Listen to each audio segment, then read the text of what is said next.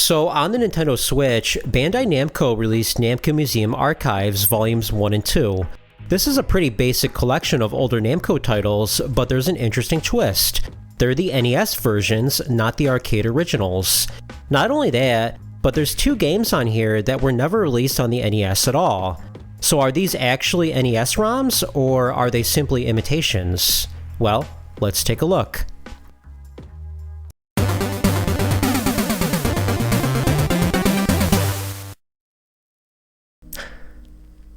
What's going on, guys? It's Podrez, coming at you with another video. So we've been seeing some growth on the channel, which is awesome. So if you're new, thank you for being here. So we're going to talk about Namco Museum Archives on the Nintendo Switch and some NES ROMs that were secretly put in there. But first, so if you haven't already, check out my merch. We have t-shirts, coffee mugs, face masks, and more. The shirts seem to be a hot item, so if you want to pick one of these up, just go to shop.podrez.net. Secondly, if you're new to the channel, hit that subscribe button right there. It only takes a quick second, but it helps the channel grow. Anyway, we're not going to waste any time. Let's get right to the video.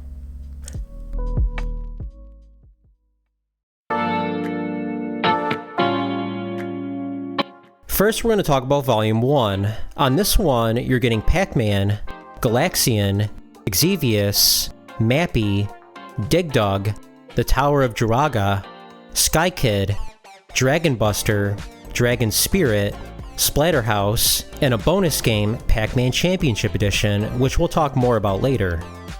Right away, you probably noticed these are the NES versions of the games, not the arcade originals. Kinda strange that they would do this, but I can see why. If you had an NES in the 80s, chances are you played the NES versions more than the arcade ones, so they're much more nostalgic. Secondly, pretty much all the Namco Museum games focus on the arcade versions, so maybe Bandai Namco was trying something different.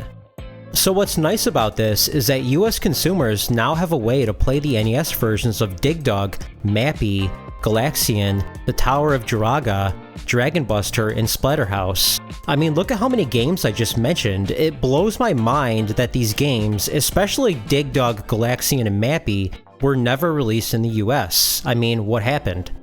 I'm very happy with the selection of games, and I'm going to go over a few of them. I always thought the NES version of Pac-Man was a really lousy arcade port. The colors are off, the sound is super inaccurate, and the graphics overall look much different. I mean, it's playable, but could have been a lot better. On a positive note, McBee is a very well translated arcade port and a super fun game. It's disappointing we never got this one in the US. Dragon Buster is a more obscure game, and it turned out surprisingly well on the NES. For a game made in 1987, it features vertical and horizontal scrolling, which is very impressive. Very good arcade port. Now, Dig Dug has some graphical oddities. Why is the top of the screen dark? But for the most part, this is a great version of the game. It's really weird that we didn't get this game in the US, but for some reason we got Dig Dug 2. Dragon Spirit is a very nice arcade translation, and the music is great in this version.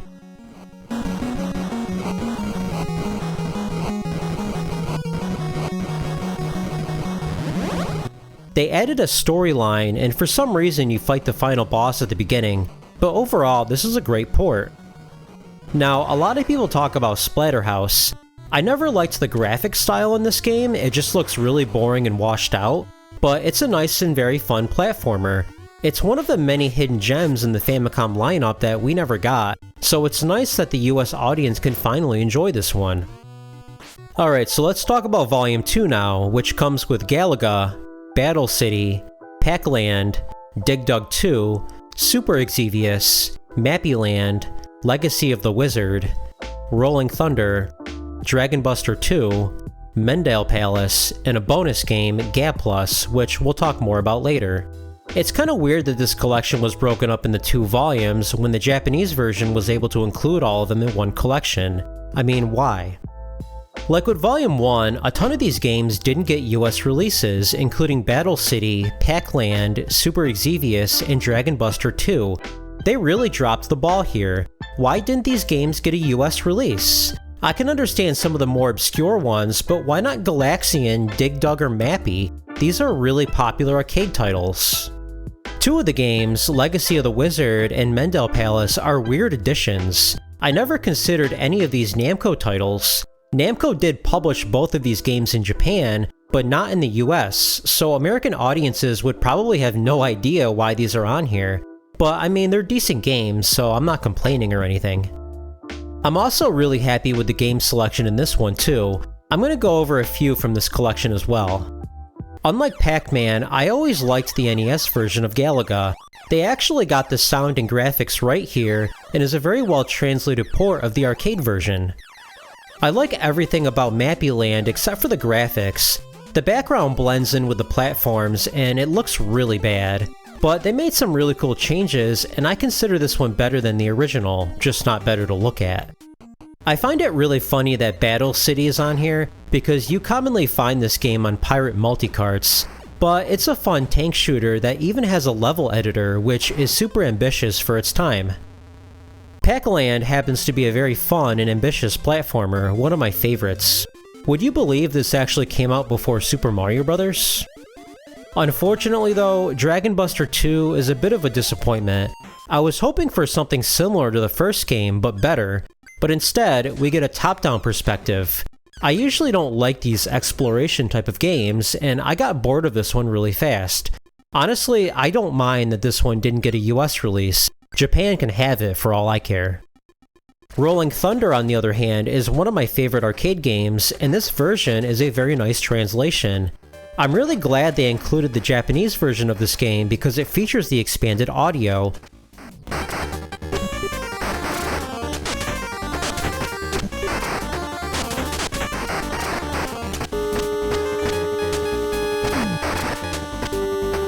The one released in the US doesn't have the expanded audio, so they made the right call here. I like the game selection of both volumes. My only complaint though is the lack of Ms. Pac-Man. Now, we all know why it's not on here, but this would have been the perfect collection if it made it in. I'm talking about the Tengen version of this game, by the way, because it's the best port of Ms. Pac-Man. The Namco version, on the other hand, is extremely mediocre. It's insane that Tengen did a much better job than Namco did in this case. Going back to the two bonus games, Volume 1 received Pac-Man Championship Edition, and Volume 2 got Gaplus. Pac-Man Championship Edition was originally an Xbox 360 game with the same premise as Pac-Man, except rather than having levels, you play until the time is up, and you try to score as many points as possible. Gaplus is the official sequel to Galaga, which expands on its predecessor in a lot of ways. You can move not just left and right, but also vertically. There's more weapons and abilities in this one.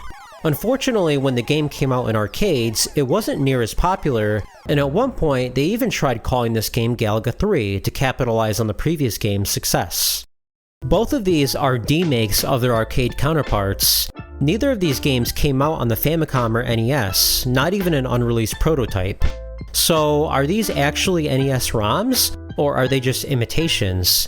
Well, after playing them, they're both very good arcade translations, but there's a few things that throw me off. The music in Pac-Man Championship Edition seems a little too advanced for the NES.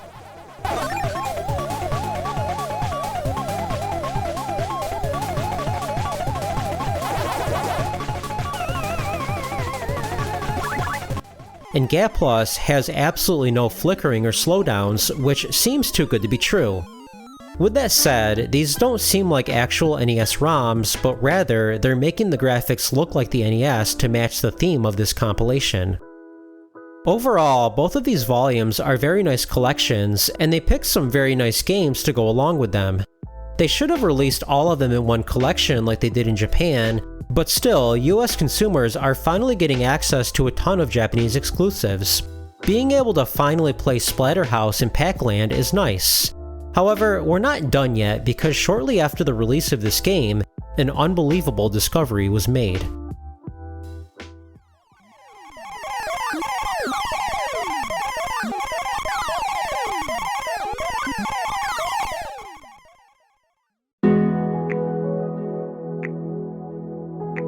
It's worth mentioning that Namco Museum Archives Volumes 1 and 2 were developed by M2, which is a company that specializes in making compilations for other companies, and they did a great job with both of these games.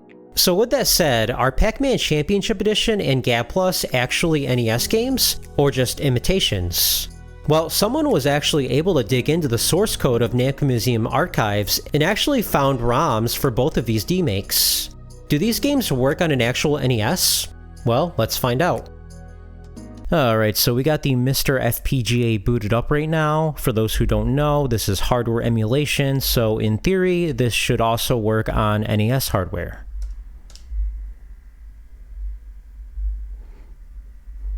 Yeah, looks like it works. Literally plays just like it did on the compilation. The sound is fantastic. I don't see any distortion in the sound. Everything seems to be running fine. Honestly, this plays better than the regular NES Pac-Man does. Yeah, you would think this would be some kind of like flash game or something, but no, this is running on a real NES, or the Mister, I should say. And just look at the screen transitions, how it just like flashes different colors and stuff. Looks really incredible. Yeah, honestly, this plays perfectly. Alright, so now we're gonna try the other one. I'm expecting this one to work, and as we can see, it does. So honestly, the presentation with this one is perfect. They got the sound effects like really close to the arcade version. And just like, look at how many enemies are showing up on screen here. It's honestly really impressive to see. And man, had this actually come out on NES back then, this would have been awesome. So yeah, as we can see, this works perfectly on NES. I'm honestly blown away that these are real NES games. Not only do they work, but they play perfectly. Pac-Man Championship Edition still retains the excellent music, and Gaplus has absolutely no flicker whatsoever. I was completely wrong on this.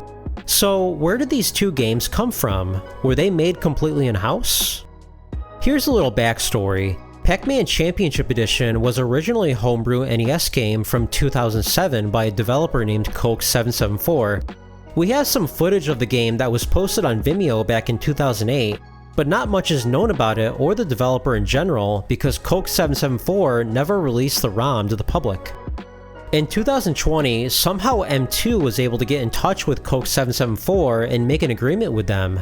The source code was handed over and it was now in M2's hands.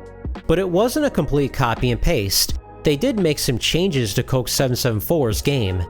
M2 was actually the one that got the enhanced audio working. The new version of Pac-Man Championship Edition uses the Namco 163 chip, which is the same chip that was used in the Japanese version of Rolling Thunder.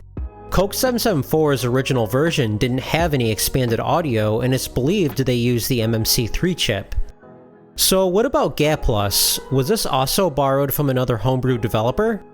Actually, no. This one was made by M2 in-house. So this company actually does have the skills to develop an NES game from the ground up. So now that we know that these are both real NES games, the question is why? Why go through the effort of making actual NES games? It's not like they're selling copies of these games to play on an actual NES. They could have easily gotten away with just making two games that looked like NES games but were really not. But instead, they went the extra mile, and I love it. Despite Bandai Namco or M2 not distributing physical releases of these brand new games, that did not stop eBay sellers from doing so. You can easily buy reproduction cards of these games, or better yet, you can use an EverDrive or Mr. FPGA to play these.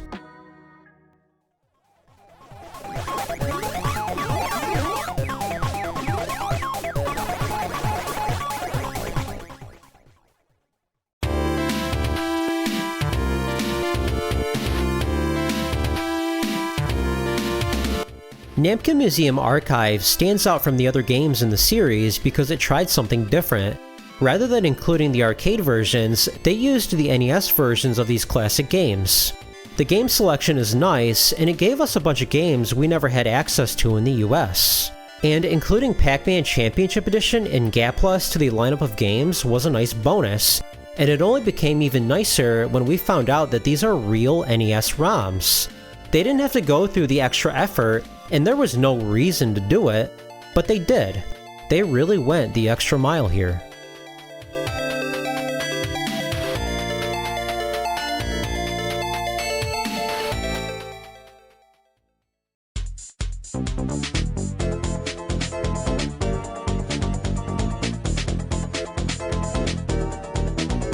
Hey, I just wanted to thank you so much for watching this video. If you made it this far, hit that like button. If you enjoy this type of content, hit the subscribe button for more content. Both of these things really help the channel grow. If you have anything to share, feel free to leave a comment. I read every single comment on this channel, and I'm pretty good at replying back. Anyway, have a good one.